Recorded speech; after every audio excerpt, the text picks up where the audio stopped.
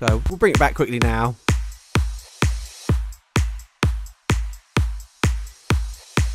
And then also the attack on the compressor.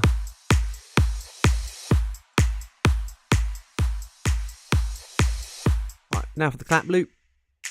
As you can hear, it's breaking up at the end. So what we'll do is we'll add the reverb back on there, use the platinum verb, and just tweak it as we sort of like it. A bit bright. It's good enough for now. And then obviously, like I said, we'll do it all properly once we've got the mix going, because at the moment we've not got no reference point. And then we'll send it wide as well. So we use the sample delay by Logic, which is a cool sample delay. And then what we'll do is play the kick with it so you can hear the width. Don't need much, and it sends it really wide, which we quite like. We can EQ that quickly.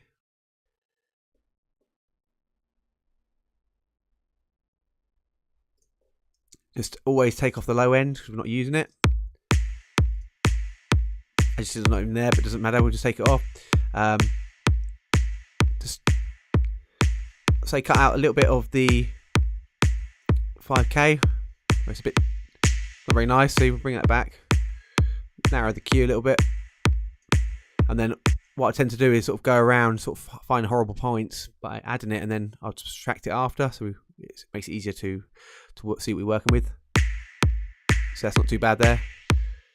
And then there's really crispy, so we'll just take that back a little bit, just take a little bit of the high end off. But like I said, it's only subtle for the time being. We'll add a compressor to that just to tame everything. Again, we'll sort of go through everything. It's got quite like the sound of that. It's quite subtle. Also, if you change around with the threshold and the ratio, you can actually make the tail end longer.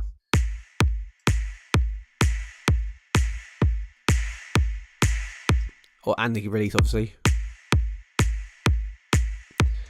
Sounds quite nice with that, but again, it might be too much.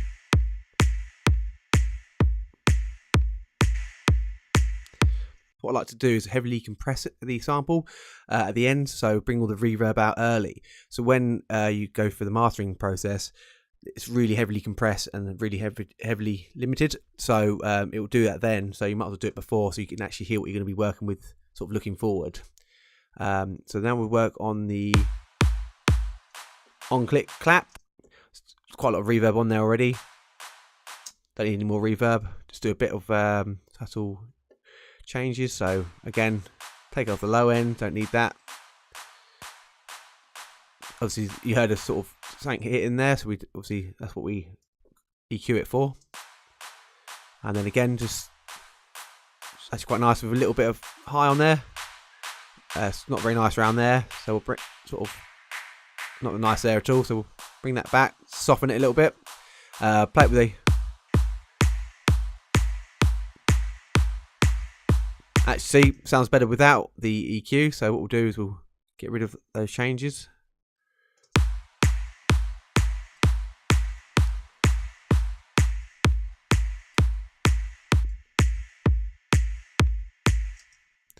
Like I said, we will play around with these properly later.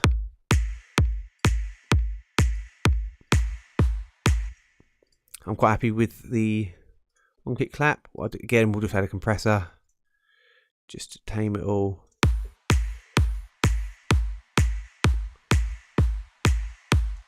As you can hear, it's really brought the reverb out on that. I don't want it too much.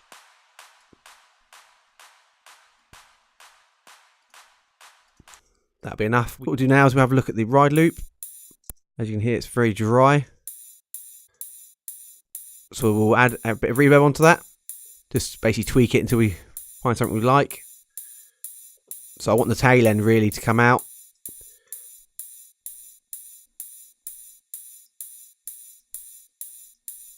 So that'll do the high cut, that'll do the low cut. Bit more wet. What we'll do is we'll add a compressor on the back of that, just to bring the reverb out so we know what it's going to sound like later on. Actually, that sounded quite nice. It's obviously outputting too much. So we'll just bypass that.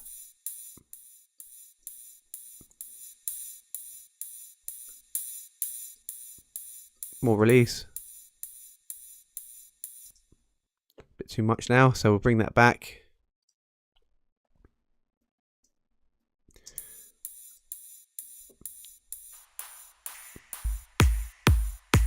Bypass it. Adds quite a lot of depth to that, so just a bit high cut on there. And then we'll go on to the hi-hat, which is obviously wide. I quite like that because it sits in the mix better like that. Obviously you can hear it's quite panned to the right quite nicely. We can just put in a sample delay, which will sort that out.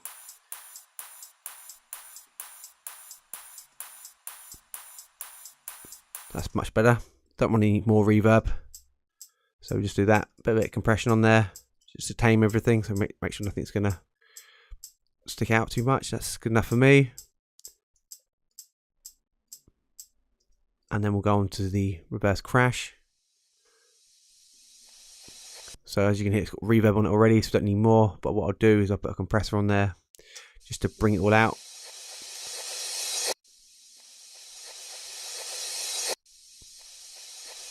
So obviously the beginning is louder now. So whilst we're on the percussion, what we'll do is we'll create a reverse clap. But at the moment I've just noticed that there's a sort of dodgy sound here. Let's play that. So what we'll do is we'll just cut that in half, and then we can just loop it. What I'll do first is I will cut a clap out. And then what we'll do is we'll add reverb to it. I saw this one earlier and I quite liked it, which is Church. It's a bit long, let's bring it back a little bit. And then what we'll do is we'll bounce this down to a separate channel strip, the bounce region. It'll bounce it down with the reverb on. And then what we'll do is we'll cut the main.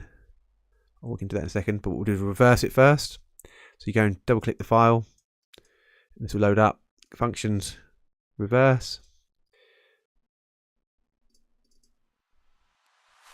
And as you can hear, it's done that.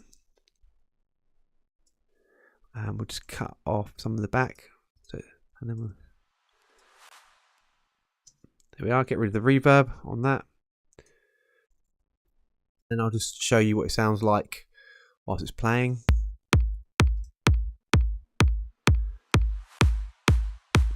So when working with audio, just make sure you check everything. You may have noticed on the kick drum, the first kick isn't snappy as the rest of them. Just misses off the beginning. So what we'll do is we'll cut the beginning one out and just loop that one across. Also, there's a click on the WAV file for the reverse clap. So basically going from no noise to noise. Make sure your ears perceive that as a tick. So what we'll do is we'll just do a volume fade on the, just minor on the ends, and that